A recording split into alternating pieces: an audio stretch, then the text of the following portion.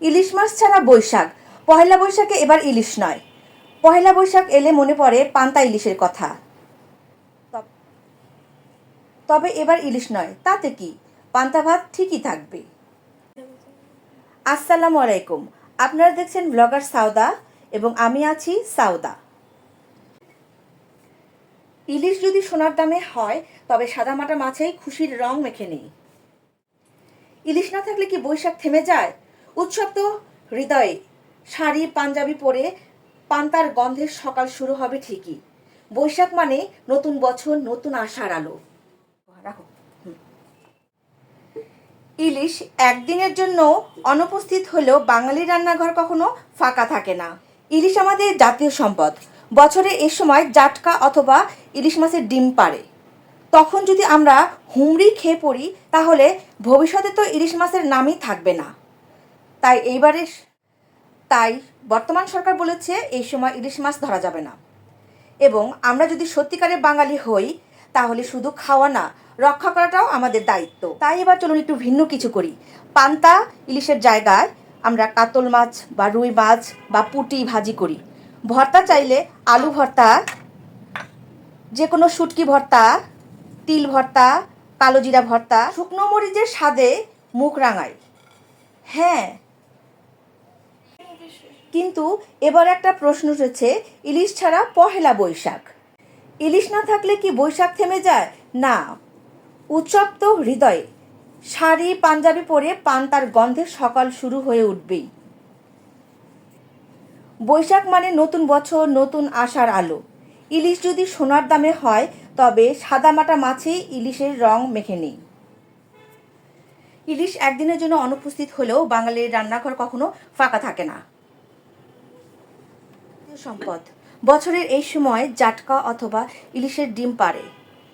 তখন যদি আমরা সবাই হুমড়ি খেয়ে পড়ি তাহলে ভবিষ্যতে তো ইলিশের নামই থাকবে না। তাই বর্তমান সরকার বলেছে এই সময় ইলিশ ধরা যাবে না। এবং আমরা যদি সত্যিকারের বাঙালি হই তাহলে শুধু খাওয়া না, রক্ষা করাটাও আমাদের দায়িত্ব। ভাবেন তো, ইলিশ নিজেই যদি কথা বলতো, কি বলতো? আমি তো শুধু একদিনের পান্তার সঙ্গে খাবার না, আমি তো বাঙালির ঐতিহ্য। আমাকে সময় দাও, বাঁচতে দাও, তাহলেই তো আবার ফিরবো, আবারও বড় হয়ে, আবারও রসালো হয়ে। ইলিশ আমাদের জাতীয় সম্পদ। বছরের এই সময়ে জাটকা অথবা ইলিশ ডিম পাড়ে। তখন যদি আমরা সবাই হুমড়ি খেয়ে পড়ি তাহলে ভবিষ্যতে তো ইলিশ মাছের নামই থাকবে না। তাই বর্তমান সরকার বলেছে এই সময় ইলিশ ধরা যাবে না। এবং আমরা যদি সত্যিকারের বাঙালি হই তাহলে শুধু খাওয়া না, রক্ষা করাটাও আমাদের দায়িত্ব। ভাবেন তো, ইলিশ নিজে যদি কথা বলতো, কি বলতো? আমি তো শুধু একদিনের পান্তার সঙ্গে খাবার না, আমি তো বাঙালির ঐতিহ্য। আমাকে সময় দাও, বাঁচতে দাও, তাহলেই আমি আবার ফিরবো, আবার বড় হয়ে, আবারও রসালো হয়ে। তাই এবার চলুন একটু ভিন্ন কিছু করি। পান্তা ইলিশের জায়গায় কাতল মাছ, রুই মাছ বা পুঁটি মাছ ভাজি করি। ভর্তা চাইলে আলু ভর্তা, যে কোনো শুটকি ভর্তা, তিল ভর্তা, কালো জিরা ভর্তা, শুকনো মরিচের স্বাদে মুখ রাঙাই। আর হ্যাঁ, কাঁচা মরিচ আর কাঁচা পেঁয়াজ যেন না ভুলে যাই। ওটাই তো পান্তা ভাতের আসল প্রাণ। পহেলা বৈশাখে হয়তো অনেকের পাতেই থাকছে না প্রিয় ইলিশ। দাম হয়ে গেছে আকাশ ছুঁই ছুঁই। তাই বলে কি উৎসব থেমে যাবে? একদমই না। ইলিশ না থাকলে পান্তা ভাতের আনন্দ কমে যাবে না। ভাবুন তো, হাজার হাজার মানুষ যদি একদিনের জন্য ইলিশ মাছ না কেনে, তার প্রভাব পড়বে মাছের চাহিদা ও বাজারে। তখনই হয়তো একটু সহনীয় দামে ফিরে আসবে ভারসাম্য। বাংলা শুভ নববর্ষ একটা দিন নয়, এটা আমাদের সাংস্কৃতিক ঐতিহ্য আর মিলনের প্রতীক। নতুন বছরে অনেক অনেক শুভেচ্ছা। আশা করি এই বছরে সারা জীবন নিয়ে আসবে সুখ, শান্তি আর সাফল্য। আপনারা সবাই কেমনভাবে এই দিনটা কাটাচ্ছেন নিচে কমেন্ট করে জানাতে ভুলবেন না। এটা হচ্ছে কালো জিরা ভর্তা, তিল ভর্তা, শুটকি ভর্তা, রুই মাছ ভাজা, আমাদের প্রিয় পান্তা ভাত বাঙালির, আলু ভর্তা, শুকনা মরিচ, পেঁয়াজ, কাঁচামরিচ, শুকনো মরিচ আর নাগামরিচ। এখন আমি আমার প্রিয় পান্তা ভাতটা খাবো। বিসমিল্লাহ।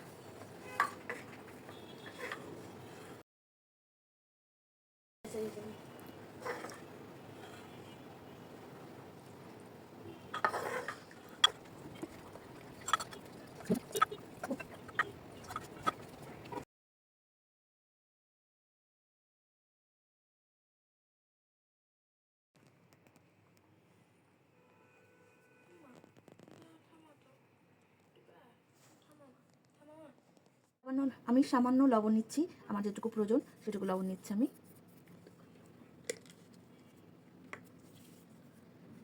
পেঁয়াজ নিচ্ছি আমি, কাঁচা পেঁয়াজ। পয়লা বৈশাখ শুধু পাতে ইলিশ পড়ার জন্য না, এটা আমাদের সংস্কৃতি, আমাদের পরিচয়, আমাদের একসাথে উদযাপনের দিন। না থাকলে খাওয়ার আইটেম না থাকলে মনটা খুশি থাক, এটাতেই তো উৎসবের আসল মানে। ইলিশ মাছের বদলে রুই মাছ ভাজা নিচ্ছি। এখানে আমি ইলিশ মাছের বদলে রুই মাছ ভাজা নিচ্ছি। বিসমিল্লাহ।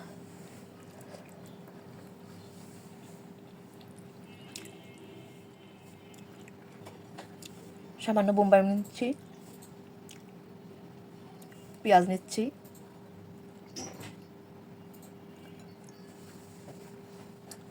সাথে নিচ্ছি আমি একটু শুটকি ভর্তা,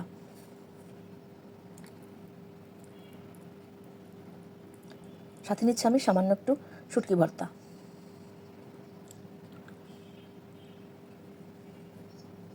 আমি সব ভর্তাই একটু অল্প অল্প করে চেখে দেখবো, তো আমি এখন আস্তে আস্তে করে সব নিচ্ছি। যেখানে সামান্য বোম্বাই মরিচ নিয়ে নিচ্ছি, এখানে আমি সামান্য নাগামরিচ ছিঁড়ে নিচ্ছি। আমাকে কমেন্ট করে জানাবেন এই পহেলা বৈশাখে পান্তা দিয়ে কি খেলেন। ভিডিওটাতে অবশ্যই লাইক করবেন, শেয়ার করে দিবেন অন্যকে দেখার জন্য, আর অবশ্যই আমার চ্যানেলটা সাবস্ক্রাইব করে আমার পাশে থাকবেন।